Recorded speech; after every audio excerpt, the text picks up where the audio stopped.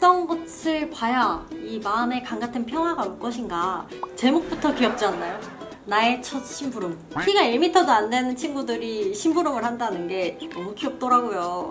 생각이 없는 것이 MBTI N에게는 힐링이 아닐까 해서 넣어봤어요. 캐릭터의 조합이 좋았어요. 아, 이 애니메이션 내가 마음에 들었구나 하는 생각이 들었습니다. 이건 마지막 회 보고 울 수밖에 없어요. 어른들만 이해할 수 있는 농담들이 있더라고요. 그거를 이제 알았어요. 저 이미 이거를 2번 정도 본 것 같습니다. 저는 개인적으로 이런 류를 좋아해요. 안녕하세요 여러분, 제이입니다. 요새 저의 큰 고민은 인류의 회복입니다. 뭔가 힐링이 필요했어요. 어떤 것을 봐야 이 마음의 강같은 평화가 올 것인가 가 저의 주된 고민이자 제가 해결해야 할 문제라고 생각했기 때문에 오늘은 저의 힐링물 OTT 서비스 각종 제가 구독하고 있는 디즈니 플러스나 넷플릭스나 티빙에서 요새 어떤 걸 보고 있는지 여러분들과 토크토크 해보는 시간을 갖도록 할까 합니다. 전반적으로 제 취향이 아주 고스란히 드러나는 친구들이기 때문에 재밌게 봐주셨으면 좋겠습니다. 그럼 지금부터 시작해볼까요? 고고! 일단 넷플릭스부터 화면 보시죠. 넷플릭스에 이렇게 제가 실제로 보고 있는 친구들이 있습니다. 정말 가장 최근에 찾은 힐링 친구예요. 나의 첫 심부름. 제목부터 귀엽지 않나요? 나의 첫 심부름. 실제로 에피소드는 20개가 되고요. 일본의 애기들이 생애 첫 심부름을 떠나는 여정을 담은 관찰 프로그램이라고 하면 될 것 같습니다. 예능에 가깝지는 않은 것 같고요. 실험 카메라 느낌이랄까요? 애기한테 뭐 A 코스를 갔다가 B 코스를 갔다가 C 코스를 가서 각각의 미션을 달성하고 집으로 와라 라고 미션을 주는 그런 콘텐츠인데요. 애기들이 잔뜩 긴장을 하고 심부름을 할 수도 있고, 조금 많이 큰 친구들은 카메라맨들한테 일부러 말 걸고 이거 카메라 아니에요? 뭐하고 계신 거예요? 이런 식으로 얘기를 하는 게 약간 킬링 포인트라고 할 수 있습니다. 정말 어린 애기들은 한국 나이로 3살 정도 되는 애기들인데 키가 1m도 안 되는 친구들이 심부름을 한다는 게 너무 귀엽더라고요. 저도 모르게 엄마 미소를 짓고 있었어요. 너무너무 귀여워가지고 친구들한테 얘기하니까 이미 본 친구들도 있고 얘기 들었다고 하는 친구들도 있거든요. 이게 한국에서도 옛날에 제가 어렸을 때 이런 프로그램이 있었던 것 같아요. 그것 때문에 저도 어렸을 때 심부름을 갔습니다. 아직도 잊혀지지 않아요. 원래는 엄마가 집 앞 슈퍼마켓에서 뭐 사와까지는 하셨거든요. 콩나물 사와라, 두부 사와라, 뭐 라면 사와라, 너 먹을 과자랑 언니 아이스크림 사와라. 그럼 그 정도는 했었어요. 근데 그것도 솔직히 애기 때 무서웠거든요. 괜히 막 누가 나 따라오는 것 같고 막 말 걸 것 같고, 난 엄마랑 같이 가고 싶은데 약간 분리불안이 있을 나이니까 그랬었단 말이죠. 근데 그 방송에 나오고 나서 엄마가 갑자기 언니랑 둘이 시장을 갔다 와라. 당시 저희 집이 거여동이었는데 거여역에서 지하철을 타고 신당역에 가서 떡볶이를 사와라, 이런 미션을 종종 주셨단 말이죠. 아직도 기억나요. 저 굉장히 쫄보 타입이어서 어렸을 때부터 많이 쫄아 있었어요. 저희 언니는 생각보다 담대했는데 앞만 보고 돌지! 달려! 뛰어! 자, 언니랑 지금부터 달리기를 하는 거야. 레디! 고! 이를 막 뛰는데 저는 가다가 뒤보고 가다가 뒤보고 누가 나를 따라오는 것도 아닌데 약간 그런 타입이었단 말이죠. 나의 첫 심부름이라는 콘텐츠를 보면 그 시절 제가 생각납니다. 제일 인상 깊었던 에피소드는 그 시골에 사는 한 꼬마가 있어요. 그 꼬마가 자기 상반신보다도 큰 양배추를 따겠다고 밭에서 막 뱅글뱅글 돌리고 막 그냥 뽑으려다가 뒤로 자빠지고 그러거든요. 그게 제일 귀여워서 인상이 깊네요. 그럼 그 다음 콘텐츠도 이어서 말씀드릴게요. 호타루는 1인 가구. 이건 애니메이션인데 아까는 너무 귀엽고 사랑스럽고 막 그런 느낌이었다면 여기는 이 코타로라는 친구는 4살인데 혼자 산단 말이죠. 애니메이션 스토리가. 근데 이 친구가 뭔가를 자꾸 혼자 하려고 해요. 근데 주변에 같은 맨션에 혼자 사는 분들이 주인공을 비롯해서 이 애기를 서로 공동 육아 비슷하게 하는데 애기가 자기를 너무 약하게 보지 마라 라고 하면서 펼쳐지는 그런 스토리입니다. 근데 이게 끝에 가면 갈수록 뭔가 슬퍼질 것 같아요. 저는 지금 8화까지 봤는데 이게 총 10화까지 있단 말이죠. 뭔가 내용이 점점 슬퍼질 것 같아요. 근데 사람들이 힐링물이라고는 하더라고요. 그 다음은 극주부독. 요것도 애니메이션인데요. 이건 진짜 생각 없이 보기에 딱이에요.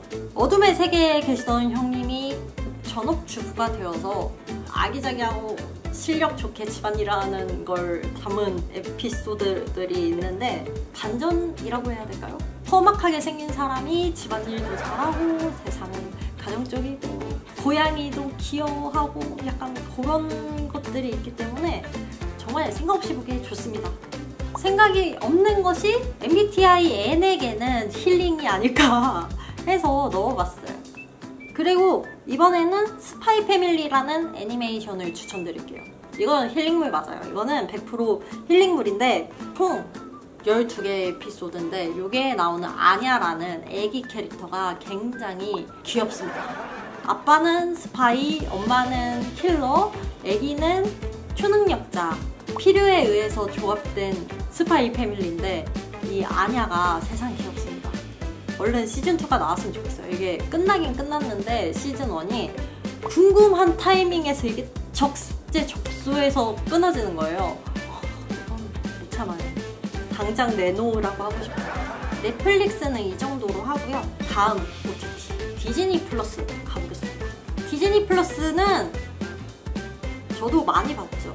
근데 뭔가 의미를 많이 두면 안 되는 것 같기는 하지만 보통 어렸을 때 디즈니를 많이 보잖아요. 그래서 약간 효도해라, 부모한테 잘해야 된다, 이런 교훈이 많은 콘텐츠들이 많단 말이죠. 하지만 그걸 비집고서 제가 또 보고 아 이건 괜찮은 애니메이션이다 라고 느꼈었던 게 일단 라야와 마지막 드래곤.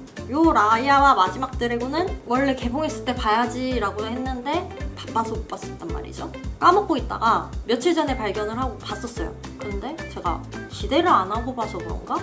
재밌더라고요. 그리고 내용도 약간 앞에 말씀드렸던 효도에라의 느낌은 코코와 엔칸토, 가족 사랑 실천 요런 느낌이었다면 라야는 그냥 진짜 그냥 서로를 믿으며 아름다운 사회를 만들자 이런 느낌. 그리고 여기 약간 캐릭터의 조합이 좋았어요.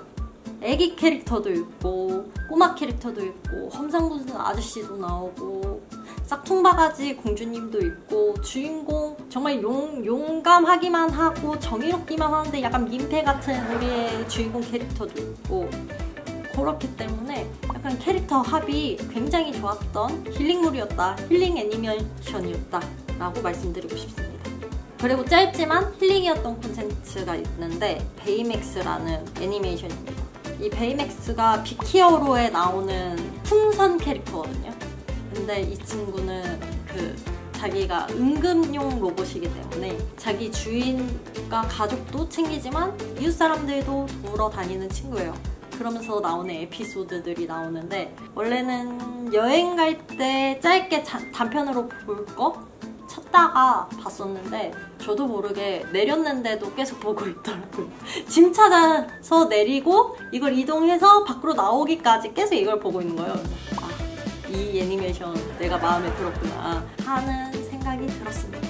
그리고 디즈니 플러스라면 꼭 봐야 된다. 구독을 했다라고 하면 정말 꼭 봐야 되는 콘텐츠는 완다비전이죠. 울었어요. 이거 마지막에 보고 울 수밖에 없어요. 제가 굉장히 차고형 인간이거든요. 감정이 10%가 안 되는 그 T형 인간이 울었어요. 이거는 진짜 그 완다비전의 사랑 얘기를 알고 있었죠. 엔드게임을 나왔고 그 전에 인피니티 워에서도 그랬고 아 얘네 행복했으면 좋겠다. 내 아픈 손가락들, 아픈 손가락 커플이었는데 결론은 새드 엔딩이잖아요. 근데 그거의 스핀오프 작품이니까 맨 처음에는 그냥 뭐 완전 다른 내용이겠지, 그냥 그 캐릭터들을 활용해서 한 얘기겠지라고 봤는데 네, 디즈니의 큰 그림 제일 수작이지 않을까 합니다. 왜 힐링물이라고 했냐면 울었잖아요. 울면 약간 감정이 정화가 되기 때문에 이것은 힐링물이다 라고 넣었습니다. 그리고 화이트 칙스 아무 생각 없이 보기에 정말 최고. 이게 흑인 FBI 요원들이 그 시절 2000년대 초반 이제 핫한 그 여고생? 여대생? 약간 그런 친구들이 하는 뭐 셀럽 모임 같은데 잠입한 스토리인데요. 정말 웃겨요. 이게 근데 어렸을 때 분명 봤어요. 근데 2004년이면 저도 애긴데 이 내용을 다 이해 못했단 말이죠. 근데 지금 이제 어른이 돼서 보니 어른들만 이해할 수 있는 농담들이 있더라고요. 그거를 이제 알았어요. 어렸을 땐 몰랐는데 그런 류의 조크들이 많더라고요. 네, 깜짝 놀랐어요. 어렸을 땐 아무 생각 없이 본 것 같은데 깜짝 놀랐습니다. 마지막으로는 티빙입니다. 일단 유미의 세포들 추천드립니다. 이게 그냥 러브 스토리 같기는 한데 순간순간 울림이 있어요. 이게 세포들이 유미 내면에 있는 친구들이기 때문에 좋아요. 주변 친구들은 오히려 그 세포들보다 뭐 유바비가 좋다, 웅이가 좋다 막 그러긴 한데 세포들 때문에 하드캐리한 드라마가 아닐까 합니다. 개인적으로 시즌3 나왔으면 좋겠어요. 시즌3 남편감 정말 너무 궁금합니다. 그리고 티빙을 구독했다면 봐야 하는 필수 조건, 여고 출입반 그리고 술도녀, 이거는 꼭 봐야 돼요. 일단 여고 출입반은 제가 사랑하는 대탈출의 자매 프로그램이기 때문에 대탈출 유니버스, 그런 유니버스 중 한 갈래이기 때문에 꼭 봐요. 저 이미 이거를 2번 정도 본 것 같습니다. 약간 반전이랄까요? 그런 것이 있는 거기 때문에 개인적으로 굉장히 좋아요. 그리고 요새 보는 거는 이 뿅뿅 지구 오락실. 이거는 정말 이 4명의 케미도 환상적이지만 한 명 한 명이 너무너무 사랑스럽고 한 명 한 명이 너무 재밌다. 그래서 힐링으로 추천. 그 다음에 멍 때리고 보기에 좋은 거는요, 이 세계 다크 투어. 요것도 재밌습니다. 저는 개인적으로 이런 류를 좋아해요. 벌거벗은 한국사도 좋아하고요. 이거 말고 봤었던 게 블랙 악마를 보았다. 이것도 굉장히 재밌게 봤었는데요. 이게 한 사건을 조금 더 깊게 파고들거나 뭐 역사의 한 구다리를 이제 깊게 파고들면서 설명을 해주시기 때문에 인문 교양을 쌓으면서 잡생각 없이 볼 수 있어서 나에게는 힐링물이지 않을까 하는 그런 챕터의 친구들입니다. 이렇게 해서 오늘은 제가 보고 있는 OTT 서비스에서 보고 괜찮았었던 친구들 위주로 제 기준 힐링물을 소개시켜드리는 시간을 가져왔어요. 어떠셨을진 솔직히 모르겠습니다. 여러분들에게는 이런 류가 힐링물이 될 수 있을지, 아니면 뭐 여러분들이 보셨는데 이런 것과 비슷했던 게 있다, 그래서 저에게 추천하고 싶었던 콘텐츠가 있으시다면 댓글 남겨주시면 좋을 것 같습니다. 나가시기 전에 좋아요랑 구독, 알림 설정 부탁드리고요. 오늘도 회사에서 학교에서 엄청 고생 많으셨습니다. 주무시기 전에 꼭 나 새끼 잘했다 셀프토다 잊지 말아 주시고요. 여러분들도 오늘 주무시기 전에 꼭 힐링물 시청하시고 편하게 주무셨으면 좋겠습니다. 우리는 다음 영상에서 뵙도록 할게요. 좋은 밤 되세요. 안녕.